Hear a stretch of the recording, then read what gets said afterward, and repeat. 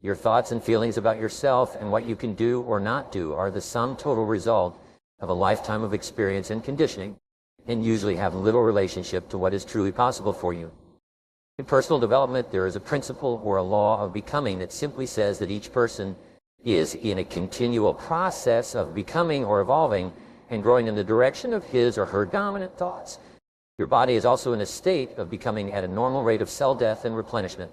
You have a brand new body every 7 years.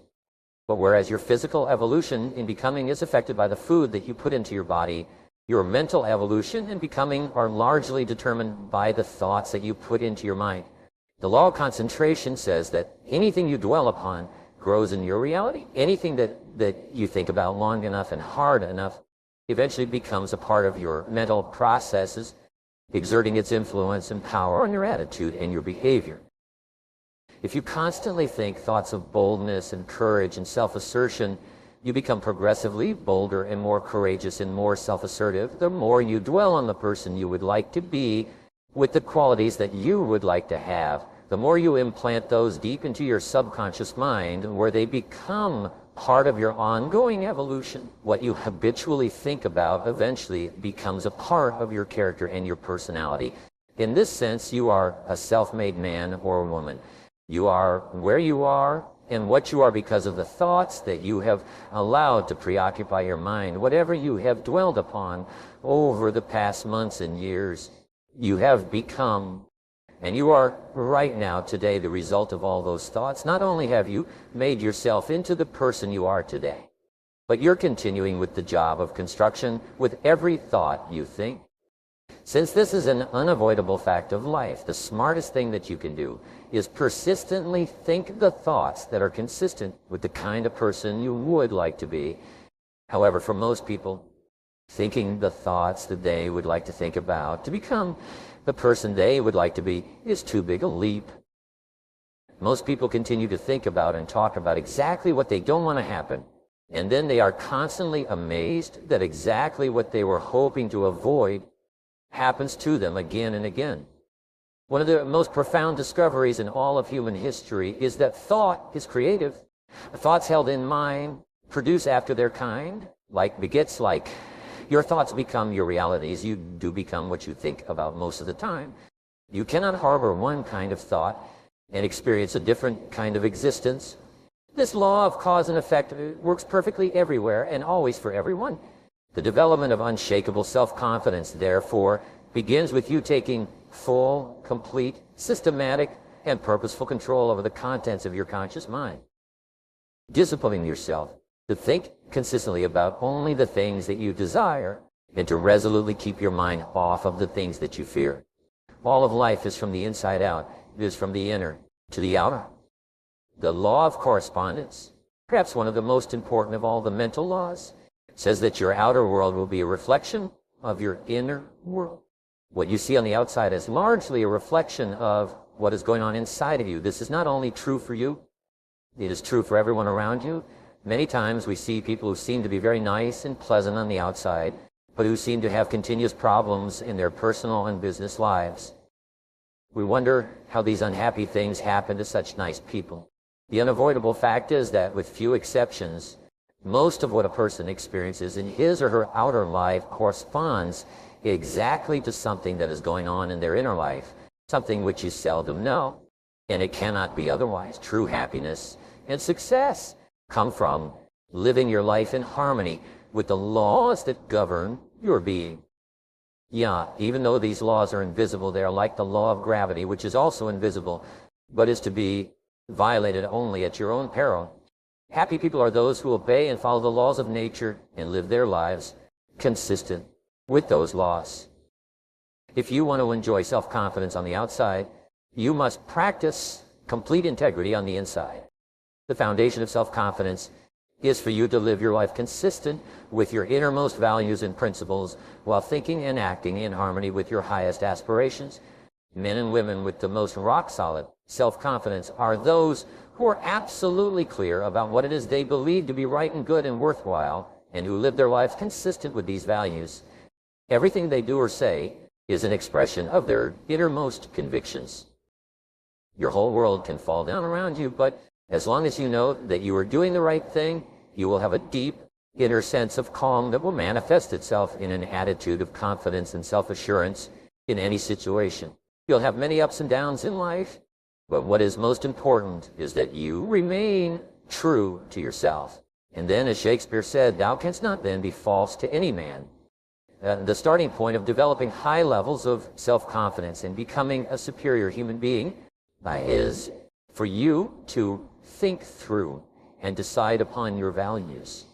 Superior men and women are those who have taken the time to decide clearly what it is they believe in and in what order, and they have then organized their lives so that everything that they do reflects those values.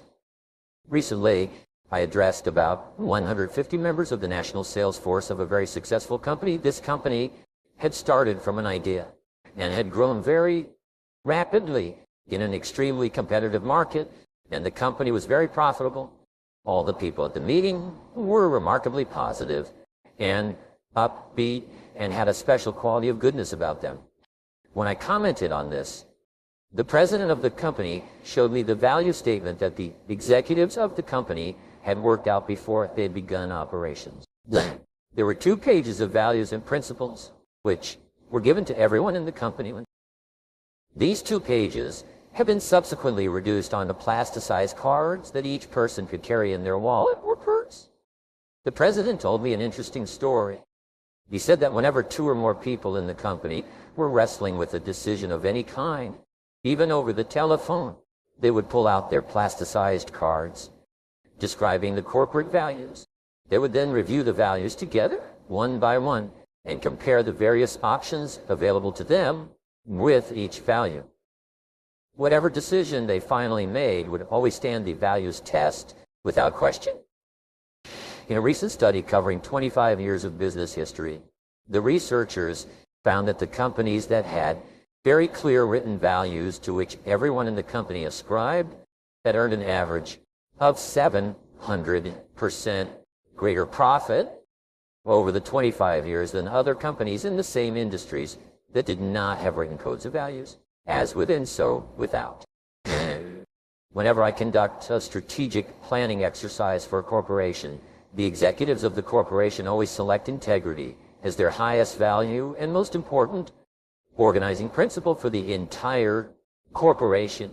In my experience, almost every corporation will select the value of integrity as one of their foremost organizing principles. Now, the word integrity, according to the dictionary, means perfect, undivided, complete, unified, a single whole without blemish or fault. It's a fine value to choose. This is a good choice. But in reality, integrity is more than a value. It is the one value of mind that assures or guarantees all the other values that you select. The economic and personal results of individuals and corporations with clear values always tend to be far superior to those of companies and individuals whose values are vague or unclear. Your starting point toward higher self-confidence and personal greatness is to, first of all, clarify your values for yourself. It is for you to decide for yourself the values that you believe in. What do you stand for? And even more, what will you not stand for? What values do you espouse that you are willing to sacrifice for? What values would you pay for or sweat for? Or maybe even die for? Do you value your family, your God, your health, your work, or career? Do you value principles such as freedom, liberty, compassion for the less fortunate, or reverence for life? Do you believe in honesty, truth, sincerity, hard work, and success? Whatever your values are, think them through and write them down. A useful exercise is for you to think of the men and women, living and dead, whom you most admire. What qualities or attributes of these people do you consider the most important? If you could be like any one of these people, which of their qualities would you most want to emulate when you look around you at the people you admire? What qualities of these people do you consider to be the most important? What qualities do you look for in your friends and associates when you're trying to decide whether or not to become deeply involved with them? What do you think are the fundamental qualities or values that underlie business and personal relationships? What are your values? When you select a value, if it's to be one of your values at all, it becomes invaluable. Either it is a fixed value and you live every part of your life consistent with it, or it is not one of your values. You cannot have a value when it is convenient and put it aside where it is not convenient. You cannot have a little bit of integrity. It must be all or nothing. The act of selecting your values is also the act of clearly stating to yourself and sometimes to others exactly how you will live your life from this moment forward. Once you have selected a value and you have declared it to be one of your unifying principles, you are in effect saying that this is something upon which you will never compromise. And your level of adherence to the values that you have personally selected is the real measure of your character, your true quality as a human being. Unshakable self-confidence comes from unshakable commitment to your values. When deep down inside yourself you know that you will never violate your highest principles, you experience a deep sense of personal power that enables you to deal openly and honestly and with complete self-confidence in almost every human situation. If you're having any difficulty in clarifying your values, a very helpful exercise is to take some time to write out your own obituary or eulogy. Imagine that everyone you know and care about is gathered at your funeral to pay their last respects. The minister reads your eulogy to this assembly of people, and in it, he describes the person you became over the course of your lifetime. He describes not only what you accomplished and what you contributed to the lives of others, but he reads out the virtues, values, and qualities that you were known for by the people around you. This obituary can become your vision of the kind of person you wish to be and the kind of values that you wish to live by. No one is perfect, and we all have a long way to go in living our lives consistent with our highest values. But the very exercise of writing out your obituary will exert a powerful influence on everything that you do thereafter, both consciously and unconsciously. You will be drawn toward living and acting more and more like the person you describe in that final testament. Once you've decided upon your values, your work is not over. Now you have to organize your values by priority. You have to decide which value is more important and which value is less important. If you wrote out each of your values on small squares of paper and then you had to throw away all the squares but one, which one would you keep? This then becomes your foremost value, the one that takes precedence over all the others, which would be your second most important value, your third, your fourth, and so on. Your order of priority is extremely important in determining the kind of person you are and the kind of life you live.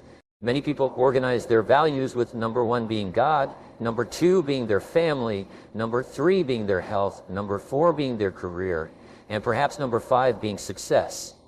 A person with this order of values is saying that when push comes to shove, I will always favor the higher order value over the lower order value. If your family comes before your health or your work, you would always sacrifice your health or your work for the well-being of your family. If your order of values was changed and your work or financial success came before your health, you would be saying that you would sacrifice your health if that was necessary to get ahead in your career. I've known businessmen who put career success ahead of their families in their order of priority. When they had to choose one or the other, they regularly chose their work over spending time with their spouse and children. And as a result, both the marriages and the careers have run into serious trouble. Selecting your values and then putting them in order of importance actually creates a mental and emotional structure that enables you to make better decisions and choices in every area of your life.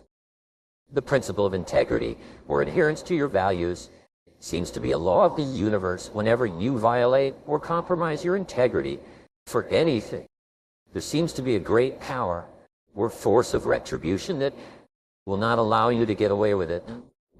Integrity seems to be an absolute requirement for successful human living. Failing in integrity or compromising your values not only seems to bring about a punishment that fits the crime, whether it's in business, politics, or personal life, but it seems to create a high level of stress, unhappiness, and inner turmoil in the life of the individual. This need for absolute integrity seems to require that you live in truth with all people and under all circumstances. Living in truth means that you never live a lie. It means that you never compromise your integrity for the sake of a job, money, or a relationship. It means that you always do and say what you know to be right and true, no matter what the short-term cost or benefit. Living in truth means that you do not pretend or practice self-delusion. You face life, your relationships and your circumstances exactly as they are, not as you wish they would be. Living in truth means that you never stay in a situation that makes you unhappy or which you feel, for any reason, is wrong for you.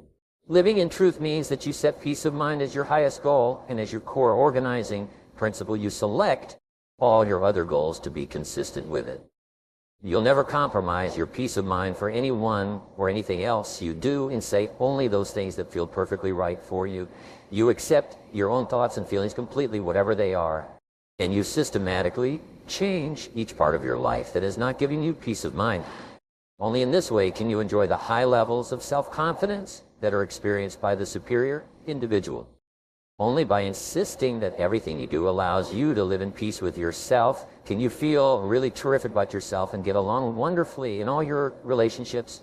Living consistent with your values is the key to happiness, harmony, well-being, and high levels of self-confidence. And this brings us to the final point in this chapter, perhaps the most important point of all. Your true values are only expressed in your actions, in what you do.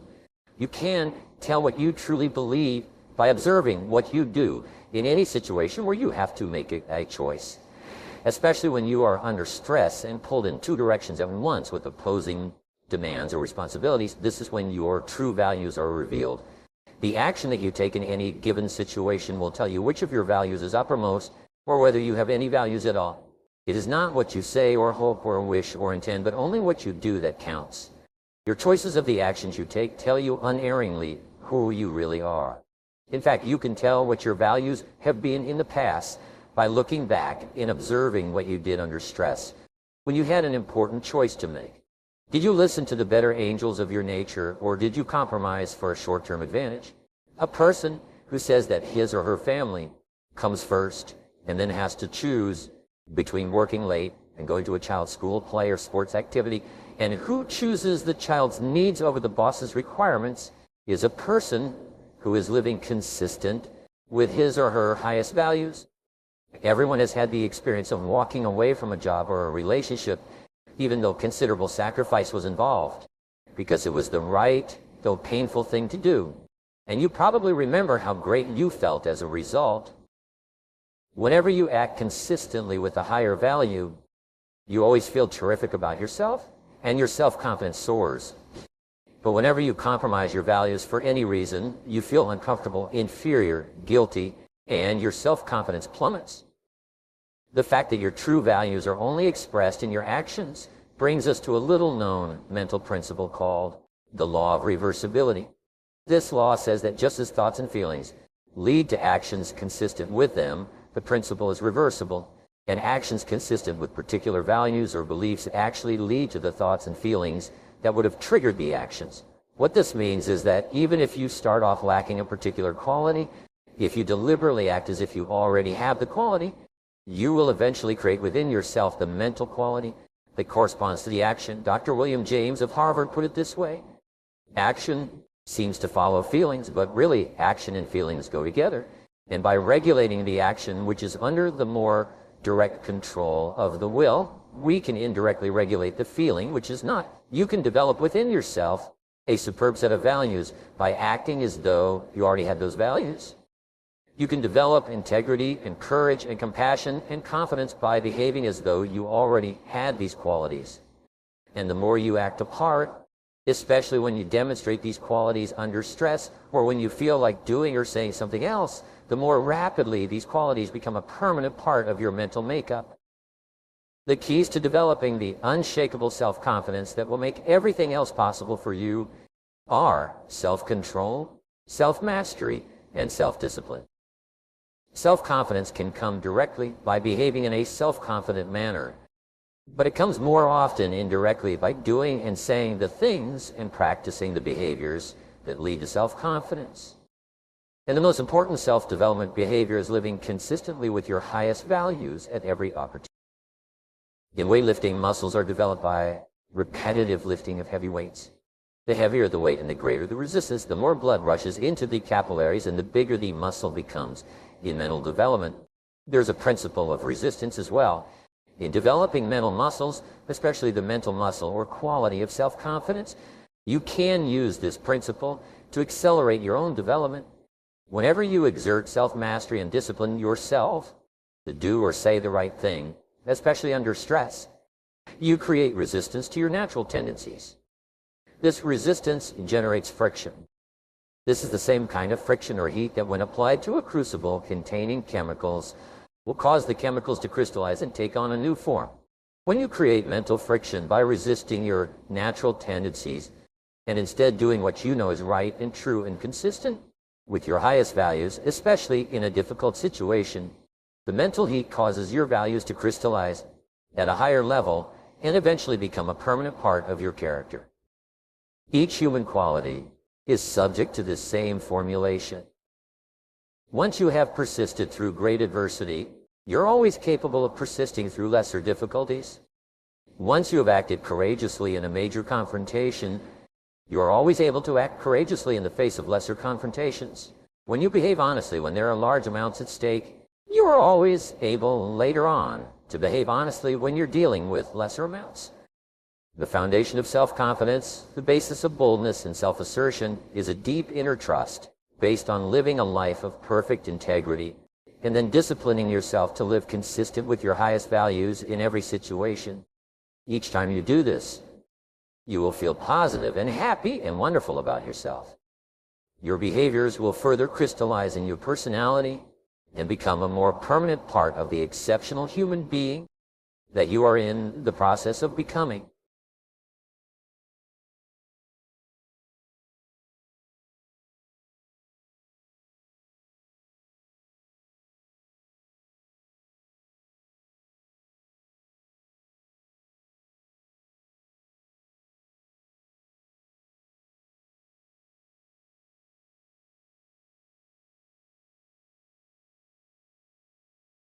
I found in my research is that there's a series of qualities to self-made millionaires.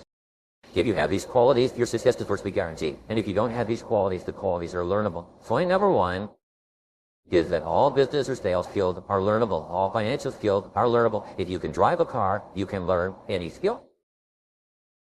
You can drive a car, you can learn the skill.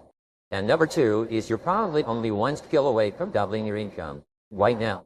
You're probably only one skill away from setting yourself on the road to becoming a self-made millionaire. It turns out to be the case for almost everyone. And if you don't know what that skill is, maybe over the course of the time we spend together, it will jump out at you. But wherever it is, you've got to find it out and you've got to work on it because it is learnable. Learnable skill. People say, well, I never did very good with money. Well, get over it. Fact of the matter is, you can learn what you need to learn to achieve anything. One of my seminar participants told me this. He said, money is like food. When you have enough of it, you don't think about it at all. But when you are deprived of it for any period of time, you think of nothing else. More people are achieving financial independence and becoming self-made millionaires today at a faster rate than ever before. The great majority of self-made millionaires and even self-made billionaires are first-generation success stories. This means they started their working lives with little or nothing, and they earned it all from the first dollar. The fact that so many hundreds of thousands and millions of other people have gone from rags to riches in a single generation is ample proof that you can do it as well. You only need to learn how. It's really quite a simple thing to become a self-made millionaire. If you simply save $100 per month, year in and year out, from the age of 20 to the age of 65, and you invested that money in a well-managed mutual fund, invested in the American stock market, you would earn an average of 10.8% per annum on your investment. At that rate, $100 per month would be worth more than $1,200,000 when you retired. The most successful people in every society are those with a long time perspective. They develop a long time horizon. They think and plan 10, 20, and even 40 years into the future. They then organize their daily and weekly activities in such a way that everything they do is consistent with the long-term goals they want to achieve. This is especially true with regard to achieving financial independence. You and everyone else has a series of goals, either clear or fuzzy. Each of these goals is organized in a hierarchy. Each of your goals is ranked, consciously or unconsciously, from your most important to your least important. The reason that people do not achieve financial independence is because, although it is a goal, it is not a primary goal.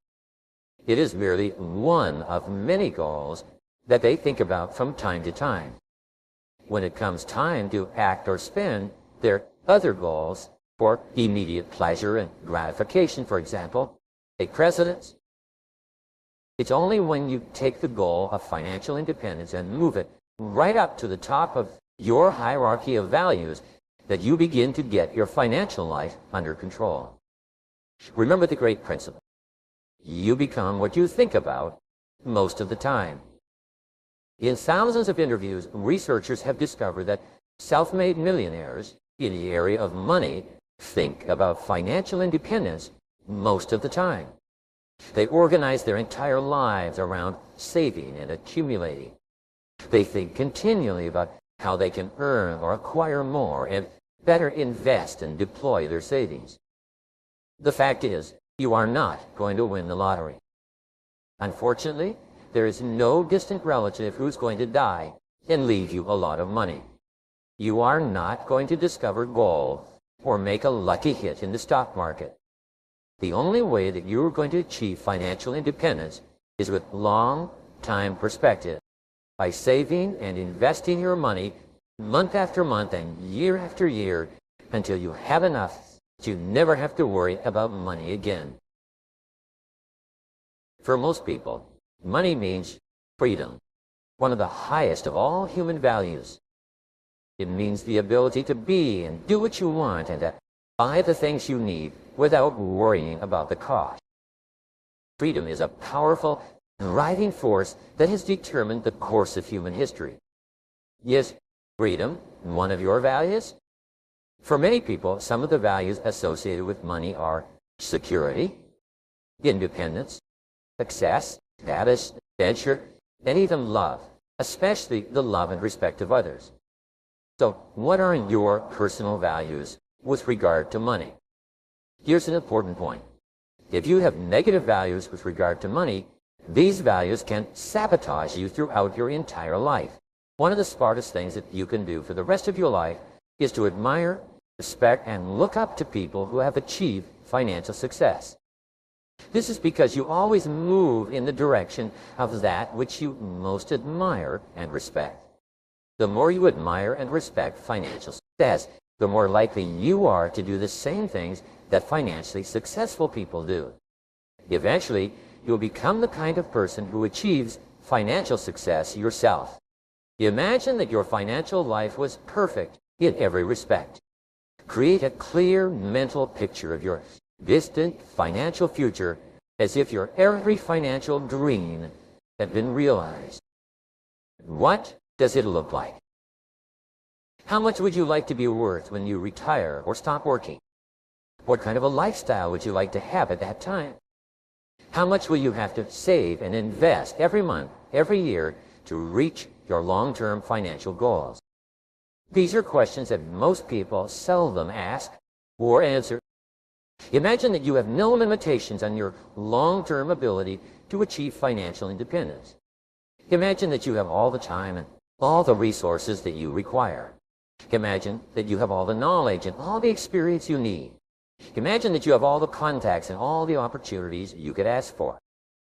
If you could design your financial life to be perfect in every way with no limitations, what would it look like? Imagine that you have finally achieved a net worth of $10 million. What would you do?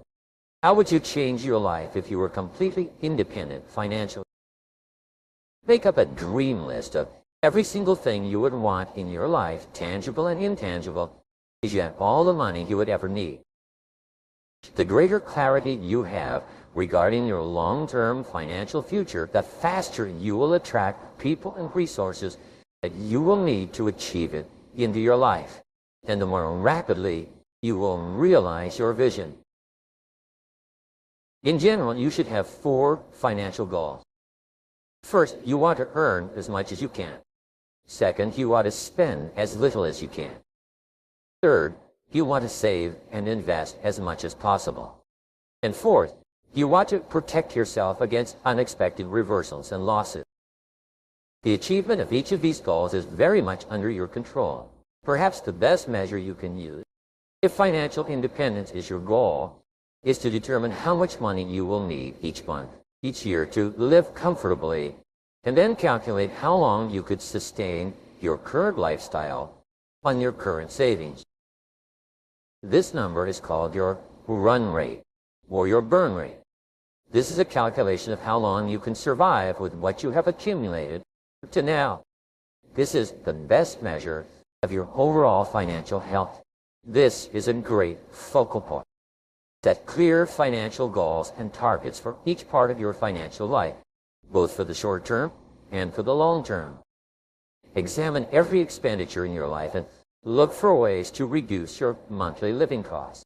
Set a goal to cut your expenses by 10% or 20% over the next 90 days.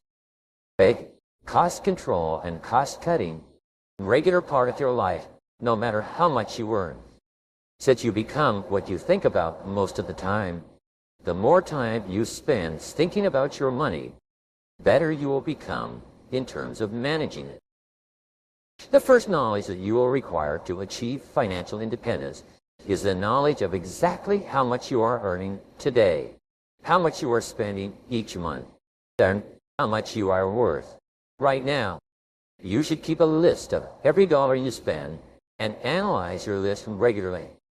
The more attention you pay to your day-to-day spending, the smarter and more aware you will become regarding the amount of money flowing through your fingers. Here's a rule that will virtually guarantee that you become wealthy over the course of your working lifetime. Save and invest 50% of any increase that you earn in your salary or compensation for the rest of your career. You can still spend the other 50% of the increase on improving your standard of living, but resolve today to save half of every increase for the rest of your career. This discipline alone will assure that you achieve financial independence, and probably several years before you expect to. Apply the 80-20 rule to your job every day. Identify the 20% of your tasks that account for 80% of the value of everything you do. Resolve to focus more and more of your attention on becoming better and better at those few activities that are worth more than all the rest. There are certain habits and behaviors that lead inevitably to financial success. The first and most important habit is for you to pay yourself first. As George Clason wrote in his classic book, The Richest Man in Babylon, a part of all you earn is yours to keep. Pay yourself first, off the top. Your goal is to eventually save 10% to 20% of your income throughout your life. Your aim should be to put this amount away regularly, to invest it with experts, and to let it grow over time. If you cannot afford to save 10% of your income, begin by saving 1% of your income. Begin saving and investing even before you pay off your debts. Begin putting money away before you pay down the amounts that you owe. This is very important. By developing the habit of saving a certain percentage of what you earn off the top of every single paycheck, you will eventually change your entire attitude toward yourself and money. The most important habit you can develop to achieve financial independence is the habit of frugality. Carefully consider every expense before you make it. If possible, delay a large purchase for a day, a week, a month, or even longer. Take that time to think about it before you commit. Perhaps the most helpful habit of all is for you to learn to enjoy the very act of saving and investing. When you begin to look forward to every opportunity to put money away, you change your entire attitude toward money and investment. You begin to get tremendous pleasure and satisfaction from seeing your savings and investments grow over time. There are 4 activities that you should engage in every single day to guarantee that you achieve financial independence. The first is to carefully evaluate every expenditure